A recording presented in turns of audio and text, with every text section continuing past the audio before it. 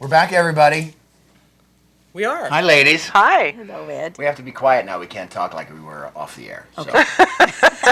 Which is good. They'll just censor us if we do. Yeah, there's no bleep button here, by the way, No, which we've none. discovered on my show at 8:30. We're here with the lovely Kathleen Harmon, who is, I'm very proud to call her a Warm friend. hands. She's a great lady. And you're here to tell us about what's coming up soon, Yes. huh? Yeah. So, Amador Community Foundation did establish the Disaster Relief Fund, and those of you that are wondering what we are doing, we are becoming the experts on what disaster relief needs to look like down the road. And I got told yesterday, set your pace, this is a marathon. You think because you see blue skies that we're out of danger, and there's a lot of things that we have to consider, fire breaks that need to be reseeded. Mitigation issues, we still have 100-year growth that we need to take a look at and see what we can do to protect Amador in the future, reaching across that river, because this is Butte Fire. This is not Amador County, this is Butte Fire disaster relief. And so we will be partnering with Calaveras County, who is still displaced. Their community foundation is displaced. The head of Habitat for Humanity lost his home. I haven't talked to Brent. He was evacuated. I don't know whether his home still stands, and he's the head of the community foundation in Calaveras. So what we're doing is we're figuring out what experts we can bring in to help us learn how to rebuild. It's been decades since there's been a disaster. And so there's methodology. So what we are doing as a foundation is I'm doing all the reaching out and getting all of the pieces of information available that I can pass back out. A piece of information this morning at 9 a.m., Catherine Drexel will open their doors, and American Red Cross will start in Amador County the signing up of people that were affected due to the emergency relief cash. So people that need to have their food replaced or need gas vouchers because they, a lot of people, this fire happened right after the first of the month, and people that are CalFresh food stamps, people that are low income, buy their food, bring it home, and then it all got destroyed because there was no power for such a period of time. So the American Red Cross is handling all of that. So the Disaster Relief Fund doesn't have to deal with that. Our job is to deal with the rebuild and the mitigation. And so we are, the community is generous. I've received gifts from $5 to the Lions Club donated $11,020. We've talked to Rotary Sacramento, who is going to work with 48 clubs and get money up here to us.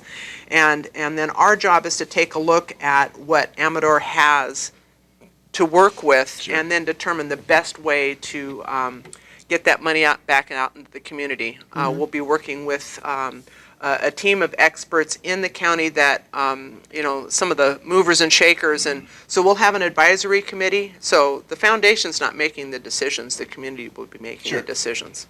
And like you said, I don't know how long it's been since Amador County or Butte areas had a disaster like this, but I think you kind of let your guard down for a while, you know, and then all of a sudden you get hit and you're like, you get complacent and you forget. The truth of the matter is it's been decades, and so people that did know how to deal with disaster are no longer available to us.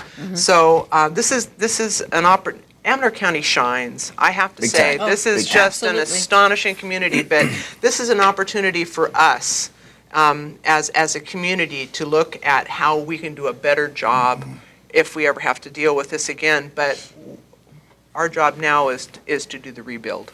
And there's a lot of it. We're very fortunate. We didn't have a lot of loss in Amador County, but there are still things that have to happen here, and then we can just... And we're still not done. No, we're not. We still have a long way to go. And matter of fact, you and I were both subjected to the Butte Fire. What was it, 10, 12 years ago when we had that fire?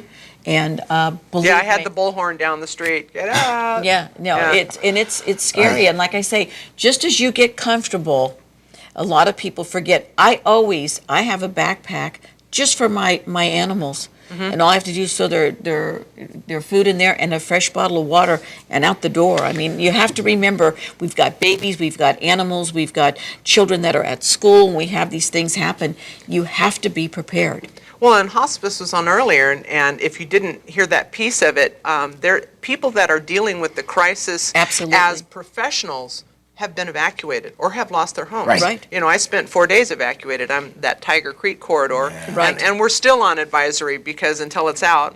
But you know, and when a tree burns, the roots still stay hot, and as they come back to surface, they can ignite up to a Right. month from now. Right. So we have to remain vigilant. But personal aside, as professionals in this community, our job as a foundation is to be a central hub of information, so people know where they can come to find out what's happening next. And that's what we as a foundation are doing, is we're trying to build this for both counties, because Calaveras is just too displaced right now.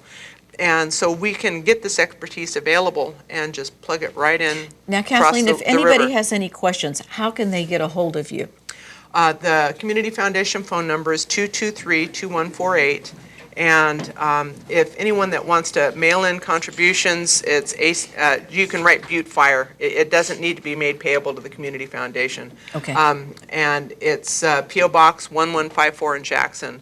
And because the sky is blue, don't think that we're done. No, Yeah, we're for not. sure. You know, We're have halfway there. we have at least a year of rebuild ahead of Right. us, and there's a lot that's going to have to be dealt with. You bet. Yeah. You bet. And you know, and then if we do get the rains like they promise or they say that we do, then we're going to have an abundance of water and Right. and no land, you know, Yeah. nothing to hold it. Reseeding is critical right now. It- It's very, absolutely critical Very. right now. And So it's going to be an ongoing thing for years. Yes. And it's all of our responsibility to, if you can't help, at least educate yourself and be ready to go. And we will be looking for volunteers to help us man committees that are going to be doing the long-term rebuilding effort work. So you know, if you don't have financial resources to give and you have expertise to give your time, we are going to capitalize on that. Well, I hope that you'll come back in a couple weeks and update and let everyone know that there's these different avenues that you have to take,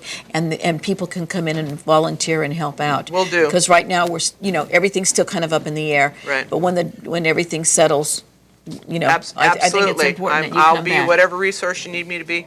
Appreciate that. Ed? And by the way, ladies, your earrings look fabulous. Oh, thank you. Thank you. You can't borrow them. We're going to take a quick break, everybody. We'll be right back. Stick around.